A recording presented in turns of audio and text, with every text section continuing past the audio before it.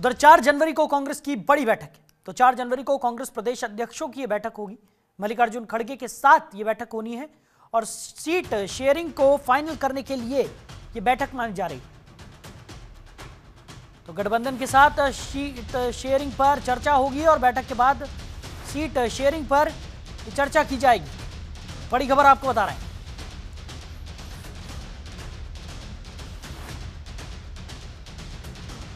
तो 4 जनवरी को ये बैठक होने वाली है। INDIA गठबंधन के साथ सीट शेयरिंग पर चर्चा की जाएगी। तो कांग्रेस की बड़ी बैठक 4 जनवरी को होनी है। बड़ी खबर आपको बता रहे हैं। खबर पर ज्यादा जानकारी के साथ हमारे सहयोगी दीपक चौबे हमारे साथ जुड़ गए हैं। दीपक, क्या कुछ निकलकर सामने आ रहा है? जिस तरीके से कांग्रेस की ये बड़ी बैठक 4 जनवरी को होने वाली है, क्या कुछ खास होने की उम्मीद? बिल्कुल, देखिए लगातार कहीं ना कहीं गठबंधन जो था, INDIA जो गठबंधन था, उसमें कहीं ना कहीं दरारें थी।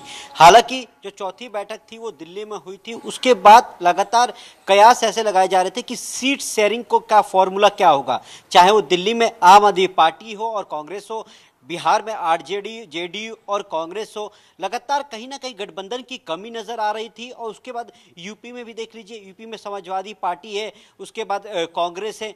तो ये सीटों को लेकर कैसे आगे बढ़ा जाए, उसको लेकर एक बड़ी जिम्मेदारी थी। हालांकि जो सूत्र है वो ये बता रहे कि अब हो सकता है कि INDIA जो गठबंधन है उसके संयोजक है जो हैं वो नीतीश कुमार को बनाया जा सकता है। और क्योंकि इससे पहले भी देखिए कि मल्लिकार्जुन खड़गे को प्रधानमंत्री का दावेदार एक तरीके से अगर कहा जाए कि दिल्ली की बैठक में नाम आगे किया गया था। अरविंद केजरीवाल, ममता बनर्जी ने नाम किया था कि जो मल्लिकार्जुन खड़गे हैं उनको प्रधानमंत्री बनाया जाएगा अगर INDIA गठबंधन की सरकार बनती है। तो जाहिर सी बात है कि कहीं ना कहीं जो दूरियां थी उनको कम करने की अब कवायद तेज हो गई है। कि क्योंकि देखिए अगर बात की जाए तो ज्यादा दिन अब बचे नहीं, मात्र 3 से 4 महीने बचे हैं लोकसभा चुनाव। हालांकि अगर देखा जाए तो फरवरी या मार्च के आसपास में अगर आचार संहिता लग जाएगा तो उसके बाद तैयारियां क्या होगी, किस तरीके से फॉर्मूले सीट शेयरिंग को लेकर होगा, कहां कहां कांग्रेस लड़ेगी, कहां कहां JDU लड़ेगा, इन सब पर अब चर्चा होने के लिए जाहिर सी बात है कि 4 तारीख को बड़ी बैठक है। पर नीतीश कुमार को इससे पहले अगर जिम्मेदारी दी जाती है तो ये बड़ा एक तरीके से कहा जाए कि बड़ा बदलाव होगा INDIA गठबंधन में। जिस तरीके से जो नाराजगी थी, जिस तरीके से JDU की जो एक बड़ी बैठक दिल्ली में हुई थी, उसके बाद जब नीतीश कुमार पहुंचते हैं, हालांकि अगर बात की जाए तो देखिए JDU के नए अध्यक्ष खुद नीतीश कुमार है, मुख्यमंत्री के साथ उनके पास अध्यक्ष पद भी है।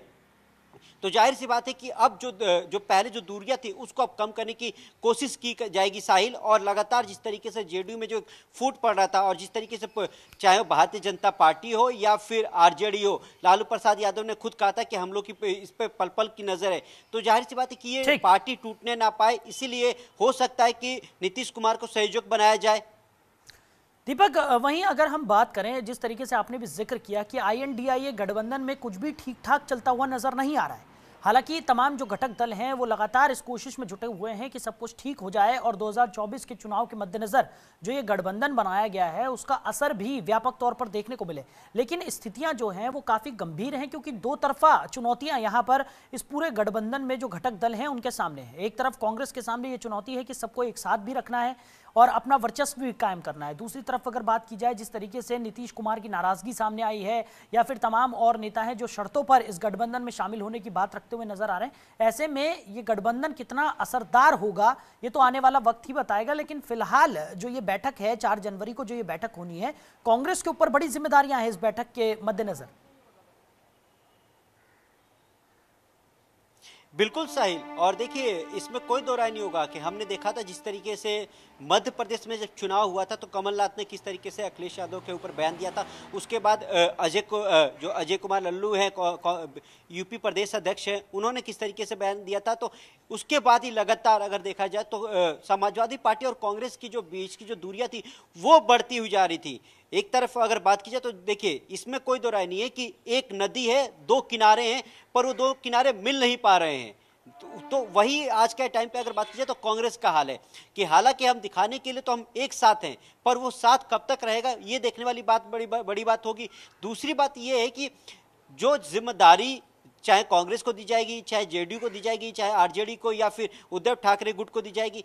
तो इसमें देखना ये होगा कि फॉर्मूला सीट शेयरिंग को क्या होता है। मेन वही है कि अगर आप 2024 में भारतीय जनता पार्टी के खिलाफ एक साथ चुनाव लड़ने जा रहे हैं तो आपको ये भी देखना होगा कि भारतीय जनता पार्टी के पास प्रधानमंत्री नरेंद्र मोदी का चेहरा है और आपके पास वो चेहरा कौन सा है जिसको आप सबसे आगे करेंगे। हालांकि मल्लिकार्जुन खड़गे को कर तो लिया है, पर वो क्या इतने सक्सेस हो पाएंगे। दूसरी बात ये कि कांग्रेस की बड़ी बैठक जब 4 तारीख को होगी तो सीट शेयरिंग को लेकर होगी कि आखिर वो कौन कौन से राज्य होंगे जहां पर सीट शेयरिंग को लेकर, चाहे वो दिल्ली हो या फिर पंजाब हो। अगर दिल्ली की बात कर लीजिए कि दिल्ली में 7 सीटें जो है आम आदमी पार्टी के पास है। अब इसमें 3 बीजेपी और माफ कीजिए क्या 3 कांग्रेस और 3 आम आदमी पार्टी चुनाव लड़ेगी। वही अगर बात की जाए तो देखिए पंजाब में भी ऐसी कई सीटें जहां पर कांग्रेस जीती हुई है, पर वहां आम आदमी पार्टी कहती है कि ये सीट हमें चाहिए।